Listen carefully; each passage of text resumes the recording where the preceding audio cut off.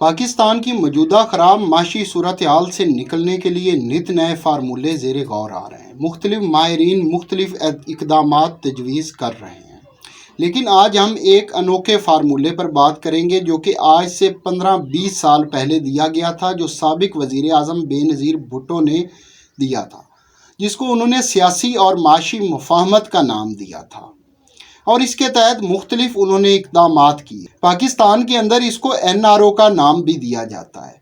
اس فارمولے کی مکمل تفصیلات کیا تھی، بے نظیر بھٹو کیا چاہتی تھی، کس طرح معاشی صورتحال کو بہتر کرنا چاہتی تھی، اور اس کے علاوہ یہ پاکستان کے اندر گالی کس طرح بن گیا اور کس طرح یہ کم وقت کے اندر پاکستان کو زیادہ سے زیادہ فائدہ پہنچا سکتا ہے۔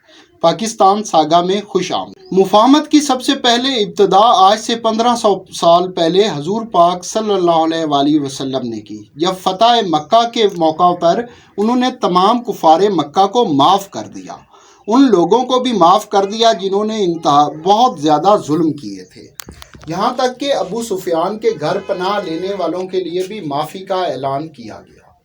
اسی روایت کو آگے چل کر 1996 میں نیلسن منڈیلا نے، جب ساؤتھ افریقہ کے اندر اپرتھائڈ گورنمنٹ ختم ہوئی، تو اس کے بعد نیلسن منڈیلا نے جو نسلی جرائم تھے، گوروں نے کالوں کے خلاف کیے تھے اور پورے 50 سال کیے تھے، وہ سارے انہوں نے معاف کر دیے۔ اس کے لیے انہوں نے ایک کمیشن بنایا جس کا نام ٹروتھ اینڈ ریکنسیلیشن کمیشن رکھا گیا۔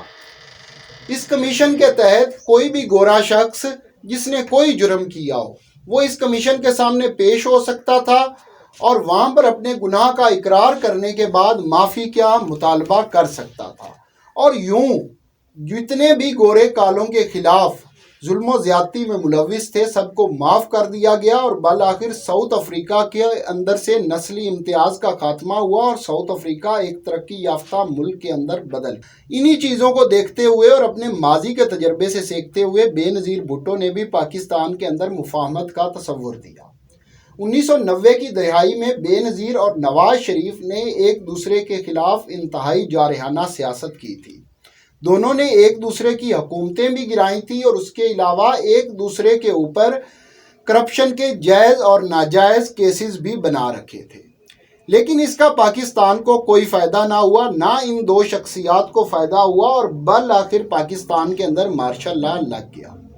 ماضی کے تجربات سے سیکھتے ہوئے بے نظیر بھٹو نے 2004 کے اندر مفاہمت کا تصور پیش کیا۔ اس مفاہمت کے دو پہلو تھے، ایک سیاسی پہلو تھا اور دوسرا معاشی پہلو تھا۔ سب سے پہلے انہوں نے سیاسی پہلو کے اوپر کام شروع کیا۔ میاں نواز شریف جو ان کے سیاسی حریف تھے، ان کے ساتھ میثاق جمہوریت پر دستخط کیے اور اس وقت کے صدر پاکستان پرویز مشرف کے ساتھ مذاکرات بھی کیے۔ بالآخر وہ الیکشن لینے میں کامیاب ہو گئیں۔ انہوں نے نہ صرف اپنی واپسی یقینی بنائی بلکہ میاں نواز شریف کی بھی پاکستان واپسی یقینی بنائی۔ پرویز مشرف کو آرمی چیف کا عہدہ چھوڑنے پر انہوں نے قائل کر سیاسی مفاہمت کے ایک حصے پر عمل تو ہو گیا، لیکن الیکشن سے پہلے بے نظیر بھٹو خود شہید کر دی۔ اس وجہ سے جو معاشی اس کا پہلو تھا وہ نظر انداز ہو گیا اور اس کے اوپر کوئی فیصلہ نہ ہو سکا۔ دوسرا، NRO کو ایک گالی بنا دیا گیا، اور یہ گالی اس طرح بنی کیونکہ اس 2007 کے اندر بے نظیر بھٹو پاکستان کے اندر مقبول ترین تھی، اور ان کی مقبولیت کو انڈرمائن کرنے کے لیے اس وقت کی حکومت پرویز مشرف اور چودھری پرویز الہی نے ایک آرڈر جاری کیا NRO، اور اس کو منسوب کر دیا گیا بے نظیر بھٹو کے ساتھ، اور یہ بے نظیر کے ٹوٹل فلسفی کا صرف 10واں حصہ تھا، اور اس کو صرف کیسز تک محدود رکھا گیا تاکہ یہ تصور دیا جائے کہ بے نظیر اپنے کیس ختم کرانا چاہتی ہے۔ یوں یہ NRO جو تھا یہ سیاست دانوں کے لیے گالی بن گیا، اور اس کے اندر سیاست دانوں کا بھی زیادہ قصور تھا جنہوں نے ایک دوسرے کو NRO کے طعنے دیے۔ لیکن اس کے اگر آپ فیکٹس دیکھیں تو صرف 34 لوگوں نے اس NRO سے فائدہ اٹھایا تھا، وہ سیاست دان تھے۔ باقی 7000 جن لوگوں نے فائدہ اٹھایا اس میں سرمایہ کار، بیوروکریٹ اور آرمی کے جرنل تھے۔ بہرحال اب بات کرتے ہیں اس کے معاشی پہلو کے اوپر۔ NRO کا معاشی پہلو یہ تھا، بے نظیر بھٹو کی سوچ تھی کہ جو وائٹ کالر کرائم ہوتے ہیں جس کے اندر منی لانڈرنگ آتا ہے، بلیک منی آتی ہے، یا پھر کرپشن کے رشوت ستانی کے کیسز ہیں، ان کو ثابت کرنا انتہائی مشکل ہوتا ہے۔ برطانیہ جیسے معاشرے کے اندر بھی سالوں لگ جاتے ہیں۔ تو اگر آپ ان کو عدالتوں کے ذریعے سارٹ آؤٹ کریں گے تو اس کے اندر آپ کو کئی سال لگ جائیں گے اور اس کا ملک کو فائدہ کوئی نہیں ہوگا۔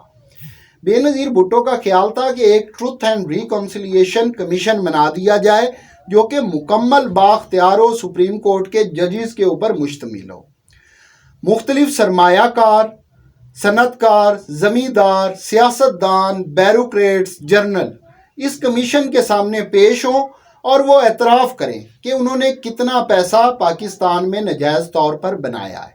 پھر جو وہ اعتراف کریں اس کا 20% قومی خزانے کے اندر جمع کرا دیا جائے اور باقی کے ساتھ ملک کے اندر صنعتیں لگائی جائیں۔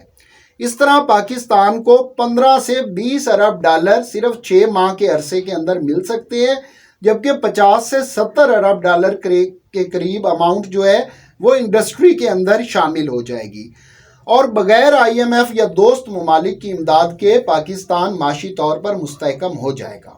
اور دوسرا، جو لوگ اس کمیشن سے فائدہ نہ اٹھائیں ان کے خلاف سخت ترین کارروائی کی جائے، ان کو زبردستی اس کمیشن کے سامنے پیش کیا جائے اور انہیں کہا جائے کہ اگر آپ اس سہولت سے فائدہ نہیں اٹھاتے تو آپ پھر ثابت کریں کہ آپ نے جو جائیداد بنائی ہے وہ جائز طور پر ہے، ان سے رسیدیں مانگی جائیں۔ اور جب یہ سارا پروسیس مکمل ہو جائے تو پاکستان کے اندر اتنے سخت قوانین بنا دیے جائیں کہ کوئی کرپشن کرنے کا سوچ بھی نہ سکے۔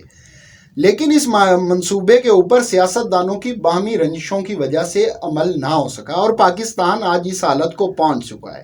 ایک دوسرے کے خلاف کیسز تو بنائے گئے لیکن اس کو ثابت نہیں کیا جا سکا، اور یوں کرپشن کا پیسہ جو تھا وہ پاکستانی حکومت کو نہیں مل سکا۔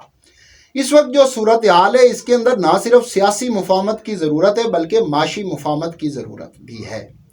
جتنے بھی سیاستدان ہیں ان کے خلاف جو ناجائز کیسز بنے ہوئے ہیں، جس طرح کہ عمران خان کے خلاف 180 کے قریب کیسز بنا دیے گئے ہیں، وہ فوری طور پر ختم کیے جائیں۔ تمام سیاستدان مل بیٹھے، نہ صرف وہ سیاسی طور پر مفاہمت کریں بلکہ میثاق معیشت کے اوپر بھی دستخط کریں۔